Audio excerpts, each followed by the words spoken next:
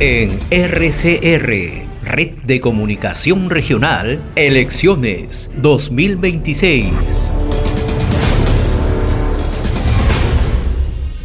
Bien, le damos la cordial bienvenida aquí en nuestra secuencia RCR Elecciones 2026 al doctor Luis Vivanco Botelho, es candidato a diputado por Lima Metropolitana, número 8, por el partido Alianza por el Progreso. Yo le agradezco la amabilidad, doctor. Muchísimas gracias, muy buenos días.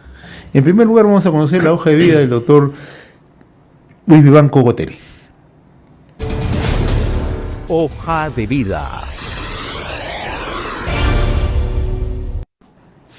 El doctor Luis Vivanco Botelho es abogado por la Pontificia Universidad Católica de Perú, es máster especializado en Derecho Penal por la Universidad Pompeu Fabra en España y asesor legal con más de 15 años de experiencia profesional, es socio fundador y gerente general del Estudio Vivanco Abogados. Igualmente se ha desempeñado por más de 10 años como docente universitario en la Maestría de Derecho Penal de la Universidad Católica del Perú, en la Escuela de Posgrado de la Universidad Continental y en la Academia de la Magistratura. Entre otros, es un activo ponente en eventos académicos. Hoy ha conocido este perfil del doctor Luis Vivanco Botelho. Mi primera pregunta es: ¿por qué saltar del mundo del derecho, del mundo académico, al ámbito político, doctor?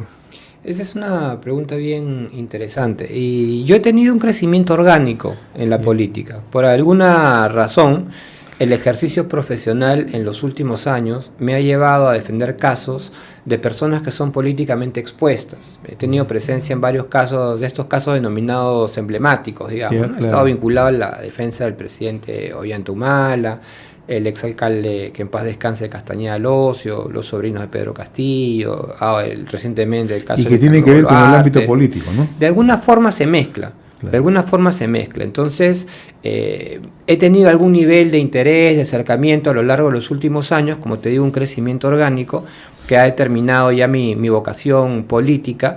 Y lo más importante es que después de un largo proceso de análisis, he llegado al convencimiento que a pesar que la política esté un poco devaluada, digamos, en la percepción de la gente, la política es la única herramienta, es el único mecanismo realmente eficaz para poder promover y conseguir un cambio real en el país. O sea, por esa es la toma de esa decisión que usted adopta. Claramente porque es un vehículo para poder promover cambios reales en el país. Esto está vinculado estrictamente a una vocación de servicio y querer aportar al país. Es un hombre de derecho y mi primera pregunta está justamente como parte ya de las propuestas que usted está haciendo conocer, ¿no? Usted está planteando la reforma del Sistema Nacional de Justicia, ¿no? Y cuando hablamos de reforma del Sistema Nacional de Justicia, hablamos naturalmente del Ministerio Público, la Policía Nacional y el Poder Judicial. Me gustaría desagregar, digamos, ítem por ítem, ¿no? ¿Qué hacer en el caso del Ministerio Público? Hay que partir de la premisa que cuando se plantea una reorganización, ¿no?, del Sistema Nacional de Justicia, de Administración de Justicia, hay que tener en claro que la reforma no es una reforma, ojo, intervencionista. ¿Ya? Porque mucha gente piensa que la reforma lo que busca pues es entrar, cambiar, sacar, mover, y ahí es donde ya entran a jugar intereses que podrían ser políticos. No es intervencionista, la idea es mejorar las instituciones para hacerlas más eficientes. En el caso de la Fiscalía, por ejemplo, creo que ya ha empezado, el trabajo ya ha empezado. Mira tú que el fiscal de la Nación, Tomás Gálvez, ha tomado muchas decisiones importantes, y la última, ¿no?, aunque algo cuestionada, es esta denominada desactivación de los equipos especiales, ¿no? Y ese es un primer gran paso para cambiar las cosas. Yo apostaría más bien en el Ministerio Público por eliminar la provisionalidad y cambiarla por fiscales, por ejemplo, que sean titulares, nombrados a través de un concurso que se establezca pues con reglas claras. Esa, ¿no?, provisionalidad también se ve en el Poder Judicial. Claro que sí, claro que sí. Ese es otro problema del Poder Judicial. Entonces, la provisionalidad es lo que genera un problema. Por ejemplo, en el Poder Judicial, ¿no es cierto? Tú tienes muchos jueces que son provisionales y tienes jueces titulares que son de otro lado. Entonces tú quieres formar, por ejemplo, un juzgado en Lima, ¿no es cierto? Y te traes una persona que está trabajando en un juzgado de paz letrado de Puno, por decir algo, ¿no? Y de Puno lo traes a Lima. ¿Por qué lo traes a Lima, a ese juez, ¿no es cierto?, que está trabajando en Puno y que ganó una plaza en Puno? O sea, eso ya te genera a ti una suspicacia que quizás tú estás trayendo a una persona de fuera con un sesgo para una determinada labor. Tienen que haber concursos y de hecho, por ejemplo, hay uno ahorita en marcha para nombrar jueces titulares en la Sala Penal Nacional. Entonces, por ejemplo, la provisionalidad en la Sala Penal Nacional probablemente se corrija luego de sincerado este concurso, que será pues en unos 2 o 3 meses más o menos. Ahora, en el caso de la Policía Nacional, ¿qué hacer en el caso de la Policía Nacional? Mira, la policía es un mundo aparte y la reestructuración o reingeniería es integral. O sea, la policía hay que cambiarla desde las escuelas.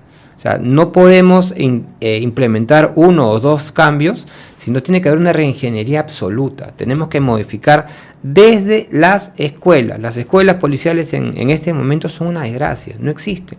No hay infraestructura, hay desorden, hay corrupción. La gente que pasa por ahí ya entra internalizando o normalizando actos de corrupción y eso es lo que guía finalmente su camino. No hay vocación real, no hay una formación real.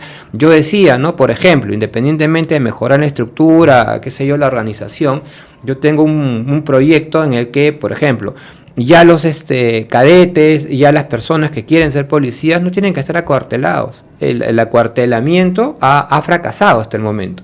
Y volver a eso, por ejemplo, supondría un largo plazo y un costo elevadísimo porque hay que reestructurar toda la infraestructura. Entonces, por ejemplo, no deberían ser acuartelados. Y los cursos que se imparten desde una perspectiva militar, por ejemplo, técnica, deberían seguir siendo impartidos por el Estado, por la institución, y por ejemplo los cursos que son formativos son cursos que se tienen que impartir de la mano con un convenio con instituciones privadas. Por ejemplo, Universidad Católica del Perú, Universidad de Lima, etcétera, y que los cadetes vayan a las universidades a estudiar esos cursos. Van a tener una alta capacitación, educación de nivel, van a poder ver lo que es una universidad, una organización educativa y además de manera absolutamente objetiva, los que pasen los cursos serán los que se esfuercen. Porque en las universidades pues no hay espacios de corrupción, no hay argollas, no hay gollerías, no hay nada. Entonces el que va, estudia, pasa y el que no, ese filtro mismo lo separará de la institución. Ya, en el lado del Poder Judicial, conversamos que uno de los principales problemas es el tema de provisionalidad. Correcto. Entonces, ¿qué hacer en el Poder Judicial? Mira, lo que yo te decía es eso, hay que buscar más bien el nombramiento de jueces titulares. Y eso, como esto es una reforma integral, lo que hay que hacer es precisamente promover concursos de manera objetiva para buscar valor. Entonces, que la gente que acceda al Poder Judicial sea evaluada con filtros objetivos que pasan precisamente pues, por conocimientos, por manejo del despacho, por vocación de servicio, etcétera. Y esa gente que es nombrada ya a través de un concurso objetivo público es la que debe reemplazar en estos momentos a los jueces provisionales. O sea, no puede haber más un juez que ejerza la titularidad de un despacho y haya sido puesto a dedo en ese despacho. O sea, no es voluntad, ¿no es cierto?, emocional, política, anímica de un presidente de corte, por ejemplo, o de una autoridad, decirle fulano va acá, mengano va allá, oye, tú estás en la calle, no tienes chamba, ven, te contrato de juez, ponte a despachar en este juzgado. Eso tiene que acabarse. ¿Siente usted que en el Poder Judicial hay una instrumentalización ideológica en los últimos años? Mira, en el Poder Judicial, en la Fiscalía, así como hay buenos fiscales, también hay malos fiscales. Entonces, muchos piensan pues que yo tengo una suerte de encono, de odio, por ejemplo, con los equipos especiales, ¿no? Por los casos que he defendido. Y así como yo identifico, por ejemplo, malos fiscales, ¿no es cierto?, también identifico buenos. Y no me cuesta a mí para nada reconocer, por ejemplo, reconocer, te lo digo con nombre y apellido, que el fiscal Germán Juárez Atoche es un gran fiscal. Yo he tenido oportunidad de debatir con él, de acercarme con él por el ejercicio y debo reconocer que es un fiscal absolutamente capaz, profesional, coherente, con quien tú puedes discutir a un nivel bastante elevado. Por ejemplo, en la Fiscalía. En el Poder Judicial pasa lo mismo. Hay buenos jueces y hay jueces que no son tan buenos. Y en este caso, por ejemplo, yo te emito un comentario, o sea, estrictamente objetivo, mira, objetivo. Tienes un juez un juez de investigación preparatoria, ¿Ya? que es el doctor Richard Concepción Carguancho, por ejemplo, porque a quien yo valoro como persona, creo que también es una mente brillante, es un juez eficiente, o sea, es valioso, digamos. Pero en contraparte, por ejemplo, tú tienes que es un juez que nunca ha denegado una prisión preventiva. O sea, caso que cae, caso de persona que se va presa. Y yo no sé cómo va la estadística, pero estoy seguro que es altísima, en el sentido que sus decisiones se revocan en la sala. O sea, él dice una cosa y la sala dice otra. Entonces, eso te marca un perfil. Y además, que en el caso particular de él tiene un récord que yo no he visto en ninguna parte del mundo, porque él tiene decisiones que han sido declaradas inconstitucionales por el Tribunal Constitucional. Me refiero a algunas prisiones preventivas pues que han sido públicas, ¿no? Que no lo digo yo. Entonces, yo me pregunto, ¿no? ¿Cómo puede haber un juez, ¿no es cierto?, que despache, que asuma casos importantes, después que sus decisiones, o sea, no han sido cuestionadas, han sido declaradas inconstitucionales? Eso no pasa en ninguna parte del mundo. Entonces, ese tipo de situaciones son las que tienen que corregirse de manera inmediata. Estamos hablando con el doctor Luis Vivanco Botelli, es el candidato a diputado por Lima Metropolitana, número 8 por el Partido Alianza para el Progreso. Esta semana han sido desactivados los 4 equipos especiales en el Ministerio Público, ¿no? La decisión adoptada por el doctor Tomás Gálvez Villegas, ¿no? El equipo de Ficavit, Navajato, los Cuellos Blancos y del Puerto, ¿no? Me gustaría conocer una opinión suya. Mira, yo de manera preliminar, ¿no es cierto?, yo parto de la premisa que yo no estoy de acuerdo con los equipos especiales, ¿ya? Yo no estoy de acuerdo con eso porque, como yo te decía, los equipos especiales ya nacen con un sesgo. O sea, decirle, ¿no?, traer un fiscal y decir, oye, tú te vas a encargar de investigar exclusivamente a Luis Vivanco. Ese va a ser tu trabajo. Entonces, ya esa persona empieza, ¿no es cierto?, prejuiciada con el objetivo de construirle un caso a Luis Vivanco como sea. O sea, eso pierde la objetividad en el ejercicio de la labor del Ministerio Público. O sea, yo no estoy de acuerdo en general. Y en el caso concreto, esta desarticulación es una desarticulación solamente formal. O sea, no es que dejaron de trabajar los equipos especiales. Si uno revisa las resoluciones, por ejemplo, lo que ha pasado es que están siendo trasladados a otros. Exactamente, y no solamente eso, sino que estos denominados equipos especiales han pasado a la competencia de distintas fiscalías, por ejemplo, anticorrupción, lavado de activos, crimen organizado, etcétera. Pero además, por ejemplo, en el caso del EFICOP, ¿no es cierto?, que es digamos, uno de los más populares en los últimos tiempos, los fiscales que tienen los casos, o que han tenido los casos, ¿no es cierto?, los van a mantener hasta el final. Entonces, no han cambiado los fiscales. Si nosotros dijéramos, ¿no?, oye, estos equipos especiales han pasado a la anticorrupción y todos los fiscales que estaban en ese equipo los han mandado a la calle, ahí tendríamos nosotros un punto de discusión. Pero los fiscales siguen trabajando y siguen teniendo y tendrán los casos hasta el final. Entonces no han favorecido, ¿no?, a ningún investigado, sino por el contrario, creo que han ordenado un poco la estructura. Ahora, este tema que usted señala es bastante relevante. ¿Eso qué significa? ¿Que ahora los supremos van a tener una mayor, digamos, aprehensión sobre los casos? Los Supremos tienen un espacio de competencia ya establecido, ¿no? O sea, los Supremos tienen un espacio de competencia específico. Lo que ha pasado es que estos equipos especiales ahora han pasado a la competencia de un subsistema especializado que ya existía. Le pregunto esto porque el otro día escuchaba con mucha atención al doctor Tomás Gálvez decir que cada uno de estos equipos especiales ha funcionado como compartimentos estancos y que no había posibilidad incluso que el propio fiscal simplemente preguntara cómo van los casos sin que tenga que hacer una intervención en el caso, pero no había ninguna posibilidad o cómo iba el avance. O sea, era una suerte de isla y cada uno tenía, digamos, competencia e instrumentalizaba los casos. Claro, mira tú qué interesante que ese sea un comentario que haya nacido del propio fiscal, ¿no? Que claro, no lo diga yo y que, claro, que después piensen que hay un sesgo, pero eso es verdad. Eso es verdad, los equipos especiales siempre han trabajado de manera aislada, independiente, alejados de la institucionalidad y en muchos casos han sido instrumentalizados por ya cuestiones institucionales, políticas, etcétera. Pero esto no es, digamos, atentatorio contra el propio procedimiento del Ministerio Público. Pero la idea es que el Ministerio Público es una institución, o sea, es un todo. Y dentro de ese todo, no solamente es una institución jerarquizada. Y eso está en la ley orgánica. O sea, no es que el fiscal no es como el juez, que tú dices, no, oye, el juez es independiente y solamente le hace caso a la ley y a su criterio. Ok, eso es constitucional. El fiscal no. Es una institución jerarquizada. O sea, lo que dice el fiscal superior, ¿no es cierto?, lo tiene que acatar el fiscal provincial. No se puede apartar ese criterio. Y en esa línea tiene que haber, pues, un nivel de supervisión, de control, por lo menos de información. Entonces, si tú ya apartas, ¿no es cierto?, ese espacio de información, de transparentización de las investigaciones, entonces ya tú mismo estás creando un sesgo. Ahora, otro de los grandes problemas que ha tenido el Ministerio Público en los últimos años es el tema de filtración permanente de casos. ¿Cómo se puede frenar eso? Porque muchos de los casos que están en materia de reserva, que están en materia de investigación, pero se filtran con suma facilidad. Hemos visto en los últimos años. Y esto, nuevamente reitero, sirve para instrumentalizar algunos casos.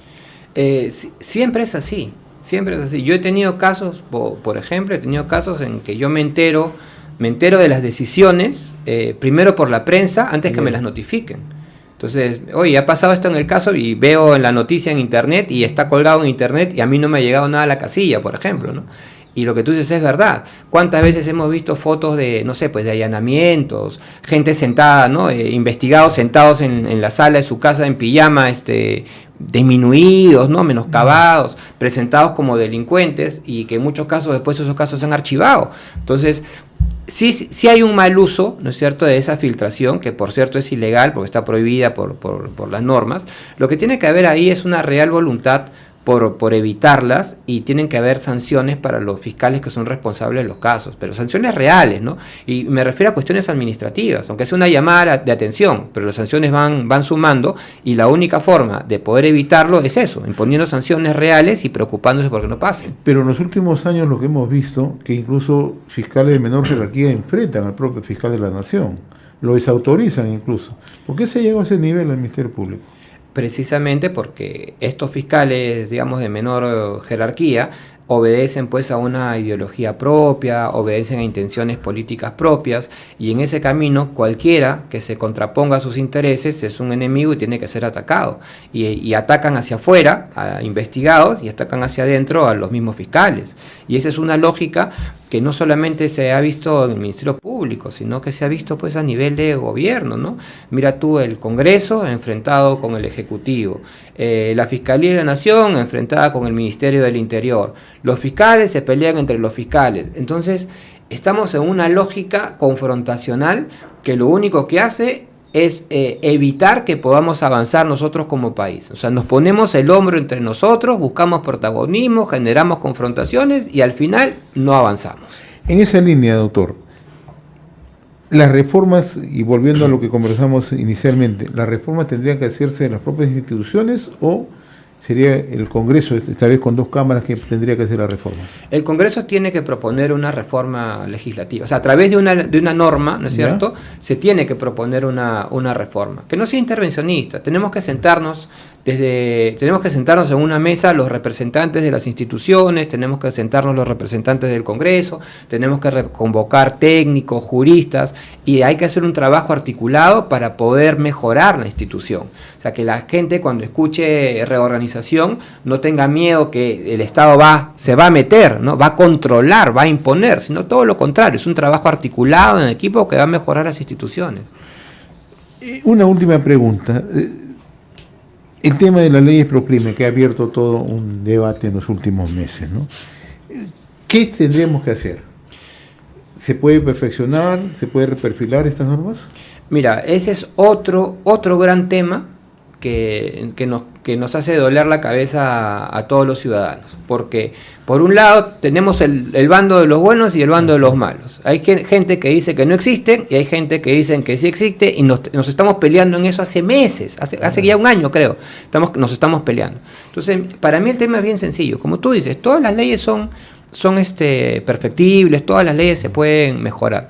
Desde mi posición, yo lo que creo es que todas las leyes que han sido etiquetadas, ¿no es cierto?, con esta etiqueta de Proclimen, Todas las leyes hay que revisarlas. No por una cuestión técnica, no por una cuestión, ¿no es cierto?, jurídica, política, por el bien de la sociedad. Porque la gente, el pueblo, percibe que hay leyes, ¿no es cierto?, que favorecen al crimen. Y esa es la percepción, buena o mala, está ahí, la gente la tiene. Entonces lo que yo propongo es que se revisen.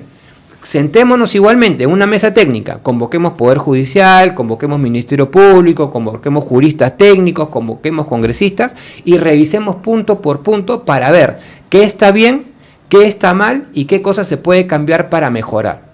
Con ese consenso vamos a mejorar las leyes, eliminaremos las cuestiones que podrían ser nocivas y la sociedad va a percibir que hay una real voluntad por cambiar normas, por mejorar las cosas y por eliminar la criminalidad. Doctor Luis Vivanco Botelli, candidato a diputado por Lima Metropolitana, número 8 por el partido Alianza por el Progreso, yo le agradezco. Seguiremos conversando a lo largo ¿Cómo de la no? campaña Encantado. sobre estos temas, en realidad, del sistema de administración de justicia. Además, usted es académico y conoce muy de cerca, ¿no?, todos estos temas, cómo se están manejando y qué se puede hacer ya desde el Congreso, o qué podría plantear el Congreso hacia adelante. Cómo no, muchísimas gracias, muy amable por el espacio. Hacemos una pausa, seguimos con más a través de la semana en RCR, Red de Comunicación Regional. En RCR, Red de Comunicación Regional, Elecciones 2026.